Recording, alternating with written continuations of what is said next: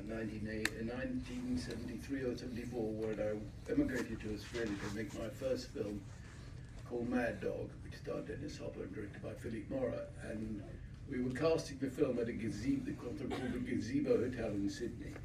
And in the next room was Peter Weir casting Picnic and Hanging Rock. So we met, and then we became quite friendly. And when he came to London, I used to take him around, and we became really good friends. And then a few years later, or 10 years later, I bought a little place on a beach, but it was 100 meters from Peter. So over the 30, 40 years, become very intimate with Peter and tried to make a film with him, but he cleverly retired. I haven't retired, and I'm still making films. But he decided, I've had enough of this game. But he left us all these, well, he hadn't left us, but he left us all these brilliant films. And this one particularly moves me because it's about things. And I, in fact, got a message from Peter here, and it came last Friday. I'm delighted you'll introduce the last wave. The only thing better would be standing there beside you. Talking of the film, here's a few words about the Aboriginal actors, led by Nanjidwara.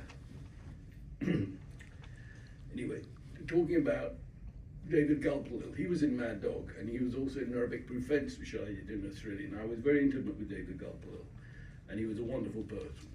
These men, with the exception of David Gulpilil, all came from Groot Island in the Gulf of Carpentaria. An incredibly difficult process to get them, and then for them to agree to be in the film. These are fully initiated tribal people. English was their second language, and Angie was a very impressive man, a magistrate on the island, a tribal elder, and a great artist. You can find his work online. These words he speaks in the film, as with Gulpilil, came from him personally, an unforgettable experience spending time with him, often in long periods of silence as we sat over cups of tea, quietly smoking. Then he'd come out with some extraordinary few words about the culture, which would go straight into the script. I look forward to getting, anyway, there we go. That's it, the rest of the lesson.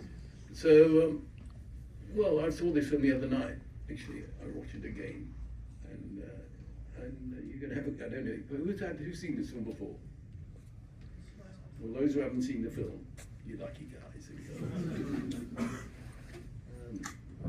I don't know what else to say. I mean, it's just, the film, the notes talk to you about the film. I'm not going to explain the film to you. Peter Weir is a noble person.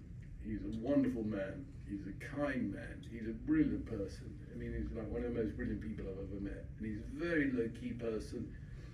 And look at the films he gave us, Master and Commander, and Cars Eddie Paris, and Truman Show, Witness. Come on, you know, incredible. He didn't make a bad movie. I mean, he didn't make a bad film. There's no filmmakers who didn't make bad film. Maybe Kubrick didn't make a bad film. Maybe. Okay, but Peter, if you look at his oeuvre, there's not a bad one in there. So, enjoy it. Great. Thank you so much.